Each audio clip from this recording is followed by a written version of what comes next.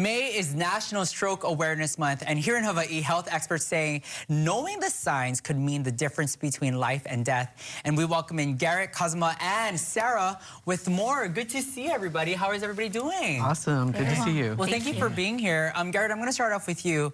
Like I just said, May is National Stroke Awareness Month. Why is this an important time to talk about stroke, especially here in Hawaii?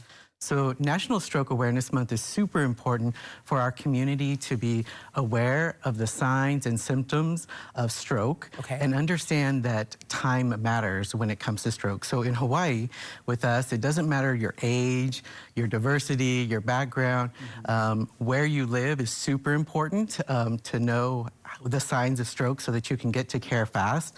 So it's important for people to understand that calling 911 and emergency medical services, in addition to understanding the stroke, makes a difference. And it really can make a difference whether it's going to be a lifetime of recovery or a lifetime of rehab or even something worse. So it's super important. Right. We're going to get to the signs in just a little bit. But Cosma, I want to ask you, we often hear the phrase, time is brain, correct? What does that really mean from a medical perspective?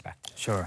That really means that every minute counts when you're having a stroke. So see, stroke is when you get a blockage of the blood vessels supplying blood flow and oxygen to the brain, and that gets blocked really quickly. Now, fortunately, we have a medical treatment such as medication to dissolve the clot or a surgical procedure to pull the clot out, restore the blood flow. But if there's a delay in the treatment, you can lose a lot of brain tissue. Whereas if you can get to that clot early, as soon as possible, then you can potentially have a full recovery and minimal deficit. Okay. Garrett, you did mention briefly about the signs. Could you go into more depth as to what exactly are those signs that people should look out for? And what's the most important thing if they do suspect a stroke? Sure. So for healthcare and for public health, we have a quick saying called be fast. So B, for B, as you're going to see, is there any balance change are you noticing? And then E for eye or vision, is there any vision change? And then our standard fast, which is probably what most people are familiar with stroke, fast. So you got your F.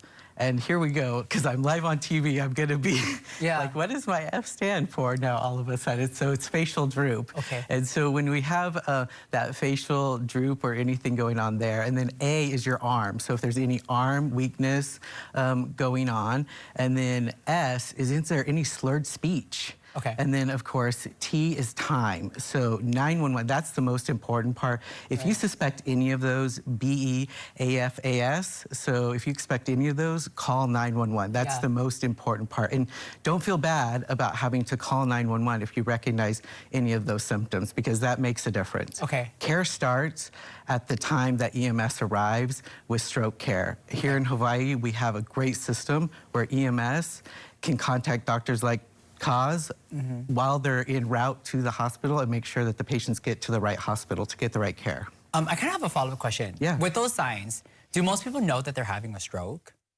I would say probably not. Okay. People don't, so it's depending. This is why it's so important, and it ties right into the book you're going to learn about. Okay. It's important for the whole family, the whole ahana to know what is the signs, because you may see facial droop and you may hear slurred speech, but the individual doesn't even know that that's happening. Okay, because that's what I've heard, but this is perfect segue, because this actually brings into this children's book. Cosmo, could you tell us a little bit about this children's book? Because it kind of goes off of what Garrett was saying, where not only does it tell a little bit about what you should look out for, but what your family and friends should look out for around you, right? Sure, yeah. So I was inspired to create a book like this in 2020 when my kids were still young, age 5 and 3 maybe. And I was reading the bedtime stories and realized that, hey, the kids are smart, they get it. They can be like a first responder and call 911 and help a lot of people. And they can be the great leader. So when the kids teach the parents and grandparents and their friends and cousins, people listen. So I realized that maybe creating this children's book where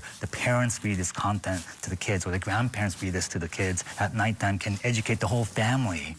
And then we wanted to keep this book simple and positive and also inspiring so the kids feel that they're empowered to be a hero. That's awesome. Just by recognizing signs and symptoms of stroke and just calling 911. I love that. Sarah, let's bring you into the conversation. You're a co-author of this book, but you're also an early childhood educator. First of all, tell us a little bit about what we can experience while reading the book, and also what was it like writing it? Yeah, it was really exciting to write this book, to be a part of this story.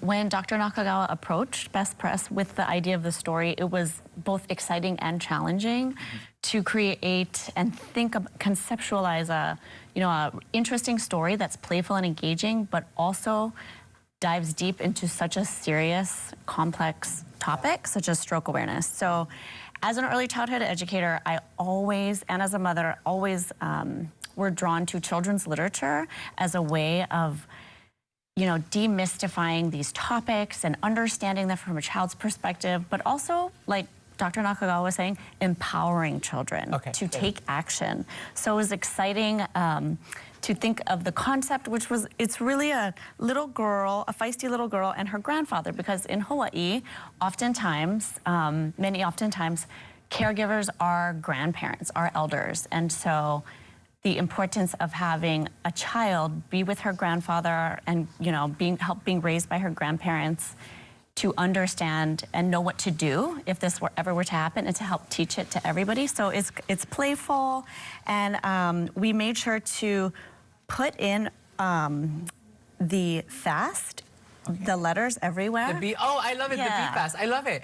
This is great information, everybody. I know I could be talking to you guys for a long time, a lot of important information, but we'll have more information on our website, khwinto.com. Garrett, real quick, what's that website if people wanted to log on? So the website is BEFAST, BEFAST.hawaii.gov. Perfect, as well as our website, khwinto.com. Sarah, Dr. and Garrett, thank you guys so much for being here. I appreciate your time, and thank you so much for talking to all of our community members out there. We appreciate it. Thank you.